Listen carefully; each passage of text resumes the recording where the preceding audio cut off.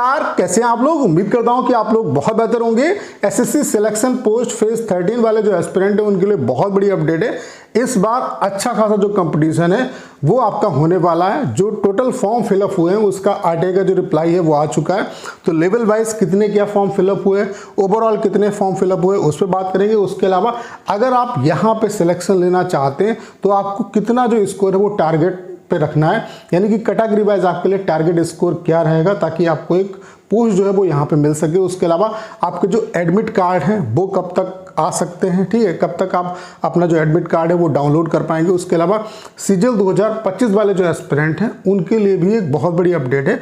तो ये वीडियो आप सभी के लिए बहुत ज़्यादा हेल्पफुल होने वाला है। तो चलिए स्टार्ट करते हैं। सबसे पहले सीजीएल 2025 वाले जो एस्पिरेंट हैं उनके रिगार्डिंग बात कर लेते हैं। तो एक बच्चे का कमेंट आया, यहाँ पे बोला गया है कि humble request please make a video on the assessee CGL 2025 form submission issue. Many students including me were unable to submit due to serious technical errors like face authentications failure and payment pending status till the last moment। यानी कि यहाँ पे जैसा कि आपको पता है कि इस बार एसएससी ने आधार बेस्ड जो ऑथेंटिकेशन है उसे इम्प्लीमेंट किया और इसकी वजह से जो है कई स्टूडेंट को यहाँ पे प्रॉब्लम हुई है फॉर्म फिलअप करने में। फेस ऑथेंटिकेशन में बहुत ज़्यादा प्रॉब्लम हुई है। एक्चुअल में क्या हुआ है कि एसएससी ने पहले क्या होता था कि एक फॉर्म फिलअप होता था जब उसकी डेट लगभग नियर आती थी, मतलब क्लोजिंग की, तब दूसरा नोटिफिकेशन निकलता था और उसका फॉर्म फिलअप स्टार्ट होता था।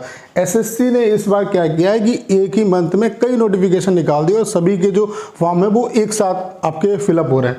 तो इस वजह से कई स्टूडेंट को यहाँ पे फॉर्म भरने में प्रॉब्लम हो रही है। तो अगर वाकई में कोई सीरियस इशू है, वाकई में स्टूडेंट को अगर प्रॉब्लम हो रही है तो भाई एसएससी से रिक्वेस्ट है कि इसका जो समाधान है वो होना चाहिए और जो डेट है उसे एक्सटेंड एसएससी को करना चाहिए, ठीक है। बाकी सारी चीज़ें जो हैं वो एसएससी पे डिपेंड करेंगी और मुझे नहीं लगता है कि इसकी पॉसिबिलिटी बहुत ज़्यादा है। बाकी मैं यही रिक्वेस्ट करूँगा एसएससी से कि अगर कई एस्पिरेंट को ऐसी प्रॉब्लम हुई है तो आपको इसके बारे में सोचना चाहिए, ठीक है।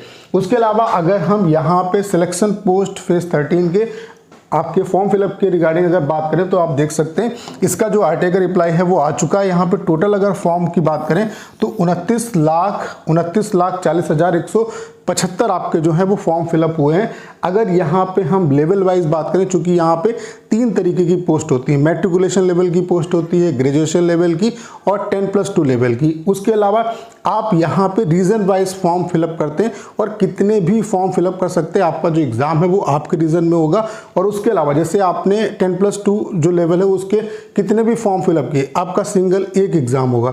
यानी कि मैक्सिमम आपके, अगर आपने सभी पोस्ट के लिए सभी लेवल के लिए अप्लाई किया है तो मैक्स से मैक्स आपके 3 एग्जाम होंगे। उसके अलावा यहाँ पे अगर हम ग्रेजुएशन लेवल की बात करें तो 10,22,154 यहाँ पे फॉर्म फिलअप हुए हैं। उसके अलावा अगर हम 10+2 लेवल की बात करें तो 7,84,101 फॉर्म यहाँ पे फिलअप हुए हैं। उसके अलावा मैट्रिकुलेशन लेवल की अगर हम बात करें तो 12,96,120 यहाँ पे फॉर्म आपके पड़े हैं। तो अच्छा खासा कंपटीशन इस बार यहाँ पर भी होने वाला है। तो अच्छे तरीके से प्रिपरेशन में लग जाओ, ठीक है।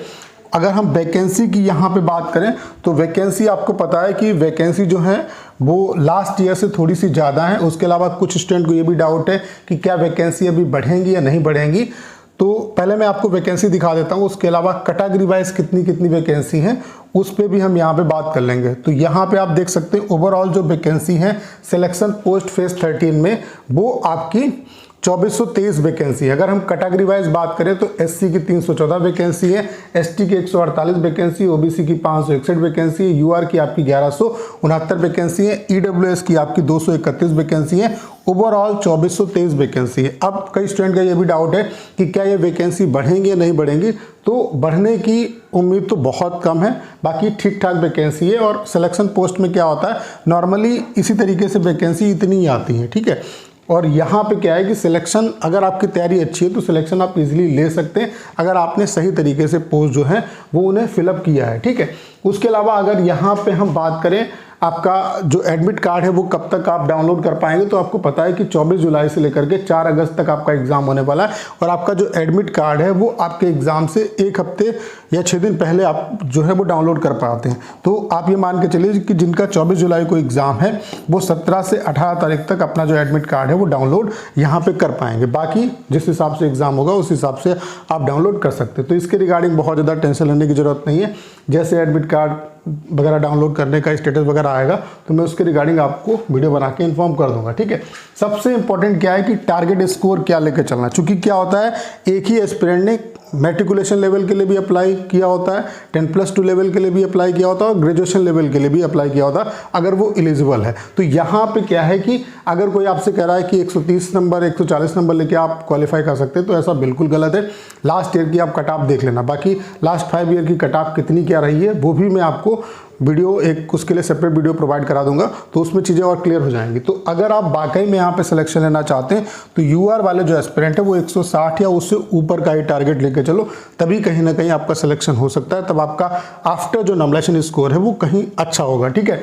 ओबीसी और ईडब्ल्यूएस वाले जो है वो 150 या उससे ऊपर का टारगेट लेके चलो, एससी वाले जो एस्पिरेंट है वो 140 या उससे ऊपर का टारगेट लेके चलो, एसटी वाले भी 140 या उससे ऊपर का टारगेट लेके चलो, क्योंकि यहाँ पे वैकेंसी कितनी होती, चूंकि वैकेंसी बहुत कम होती है तो इस हिसाब से क्या होता है कभी कभी एससी एसटी की भी कट ऑफ जो है वो यूआर और ईडब्ल्यूएस से ज़्यादा चली जाती है, ठीक है। तो अगर आप वाकई में यहाँ पे सिलेक्शन लेना चाहते हैं तो इतना आपको जो है वो टारगेट लेके चलना ही चाहिए, ठीक है। तो उम्मीद करता हूँ सारी जानकारी आप बहुत अच्छे तरीके से समझ पाए होंगे। करना क्या है, इस वीडियो को शेयर करना है। उसके अलावा अगर आप चैनल पर नए हैं और आपने अभी तक इसे सब्सक्राइब नहीं किया है तो प्लीज़ चैनल को सब्सक्राइब करना मत भूलिएगा।